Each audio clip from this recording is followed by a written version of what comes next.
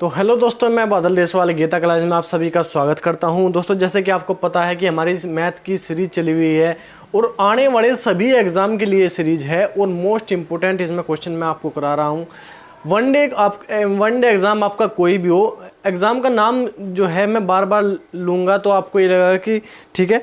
तो आपका कोई भी वन डे एग्ज़ाम है, कोई भी आपका वन डे एग्ज़ाम है, आपका कोई भी एसएससी का एग्ज़ाम हो, कोई भी स्टेट पुलिस का एग्ज़ाम हो, आपका यूपी टीचर या बिहार टीचर का कोई एग्ज़ाम हो, जहाँ भी आपका वन डे एग्ज़ाम है और मैथ आपसे पूछा जाता है, ये सीरीज उसके लिए है और ये सीरीज आपका स्कोर बढ़ा के आपको देगी। ठीक है, आपकी तैयारी कितनी भी है, आपकी तैयारी बिल्कुल नहीं है, ये सीरीज आपकी मैथ में जो है स्कोर बढ़ाने का काम करेगी। तो ठीक है, तो हमारा जो है चैप्टर चला हुआ है चक्रवृद्धि ब्याज, कंपाउंड इंटरेस्ट। ठीक है, तो हम देखते हैं आज क्या क्वेश्चन हमारे क्या है। इसमें मोस्ट इंपोर्टेंट क्वेश्चन होने वाले हैं, तो इसलिए आप जो है इसे अच्छे से रिवीजन करिए इसका। ठीक है, अब क्वेश्चन नंबर हमारा 4 है, यदि किसी धन पर 5% वार्षिक दर से 3 वर्ष का साधारण ब्याज 1200 रुपये है तो इतने ही धन का इसी दर पर इतने ही समय का चक्रवृद्धि ब्याज क्या होगा। तो सबसे पहले तो बात होगी कि हमारे जो है हमें जो है साधारण ब्याज पता है कि 1200 है, तो हमें मूलधन नहीं पता। ठीक है, तो मूलधन 100 रुपये पर साधारण ब्याज क्या होता है, 100 रुपये पर साधारण ब्याज होता है जो हमारा दर है और जो हमारा समय है उसकी गुणा कर देते हैं। तो 5 गुणा 3 मतलब 15 रुपये। ठीक है, 15 रुपये। 100 रुपये पर हमारा जो है ब्याज है वो 15 रुपये है, साधारण ब्याज। कौन सा? साधारण ब्याज। ठीक है, अब उसने कहा कि ब्याज तो कितना है, 1200 है, तो यहाँ पे हमने कितना निकाला, 1500, लेकिन हमें क्या निकालना, 1200 बटे 15। हमें क्या निकालना, मूलधन। मूलधन हमें निकालना, तो गुणा कर देंगे 100 से। 5 तिया 15, 5 दूनी 10, 20 बार, 3 से 11, 3 चौक 12, 00, 2 चौक 8, तो ये कितना आ जाएगा, 8000। तो मूलधन हमारा क्या आ गया, मूलधन आ गया हमारा 8000 रुपये। ठीक है, ये निकाल लिया हमने। उसने कहा कि इस धन पर इतने ही समय के लिए इतने ही दर पर हमारा चक्रवृद्धि ब्याज हमें चाहिए। तो चक्रवृद्धि ब्याज होता क्या है, ये सबसे पहले हम ये देख लेंगे। चक्रवृद्धि ब्याज जो हमारा हम निकालते हैं वो कैसे निकालते हैं। तो चक्रवृद्धि ब्याज 100 रुपये पर अगर चक्रवृद्धि ब्याज हम निकालें तो क्या करते हैं हम, मैंने आपको बताया था क्या करते हैं, आर गुणा टी, मतलब रेट गुणा समय स्लैश आर स्क्वायर। कैसे? आर गुणा T slash R square. Slash क्या होता है कि इसके दशमलव, स्लैश का मतलब है दशमलव, और उसके बाद 2 अंक आने चाहिए और बाकी अंक जो बचे हैं पहले वो पहले में जोड़ देंगे। तो आर क्या है हमारा 5, 5 गुणा 3, सॉरी 3 वर्ष के लिए है। 3 वर्ष के लिए मैंने आपको डायरेक्ट याद कराया था, ये स्लैश आर गुणा टी है 2 वर्ष के लिए। 5% में मैं जो है 3 वर्ष के लिए मैंने जो आपको याद कराया था वो कितना था, वो था 15.7625, 15.7625। ये आपको याद रखना है। 3 वर्ष के लिए 5% और 10%। ठीक है, तो 3 वर्ष के लिए मैं आपको बता दूं, एक बार और याद करा दूं, 3 वर्ष के लिए 5% और 10%। तो 5% में कितना है, 15.7625, और जो है 10% के लिए कितना है, 33.1। तो ये आपको जो है याद करके रखना है। ठीक है, ये आपको याद करके रखना है। ठीक है, उसने कहा कि जब 100 रुपये पर ब्याज हमारा ये है तो हमें निकालना 8000 पर। 8000 पर ब्याज कितना होगा, 8000 पर ब्याज कितना होगा, 8000। तो ये इसका कितना गुना है, ये इसका 80 गुना है, तो इसका भी कर देंगे 80 गुना, इसका भी 80 गुना कर दो। बटे में क्या आ जाएगा, एक क्या गया, 4 0। ठीक है, अब 0 से 0 कट गई।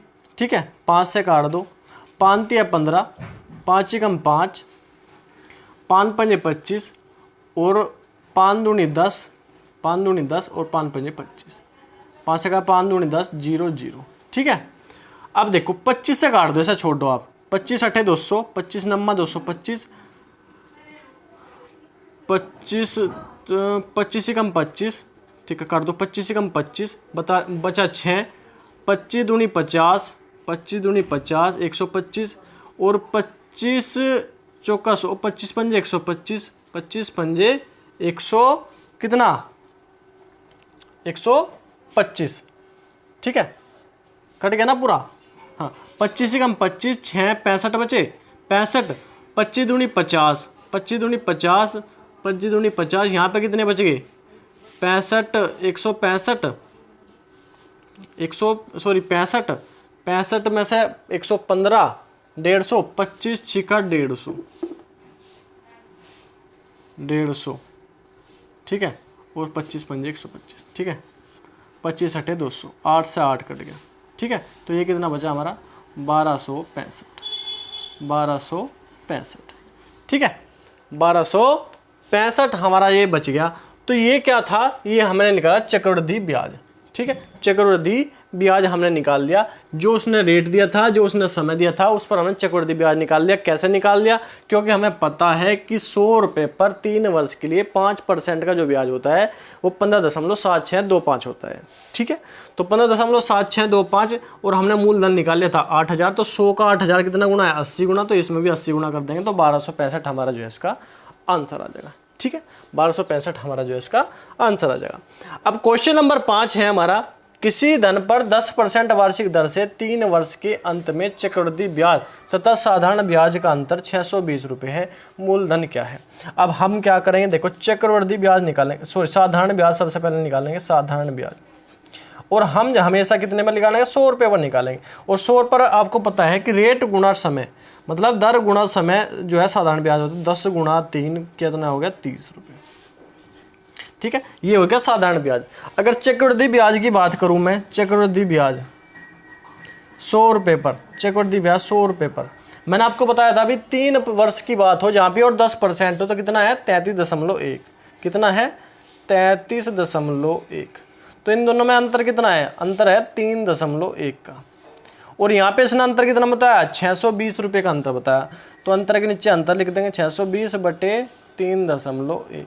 क्या निकालना, मूलधन निकालना। मूलधन क्या माना था 100, तो गुणा कर देंगे 100 से, 1 दशमलव हटाओगे तो 1 जीरो और लग जाएगी, ठीक है।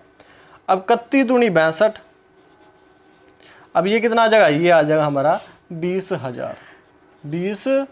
तो मूलधन हमारा क्या हो जाएगा, मूलधन हो जाएगा हमारा 20,000। तो आपको ये याद रखना पड़ेगा, ये आप याद कर लो, आपको डायरेक्ट जो है क्वेश्चन एग्जाम में मिलेंगे।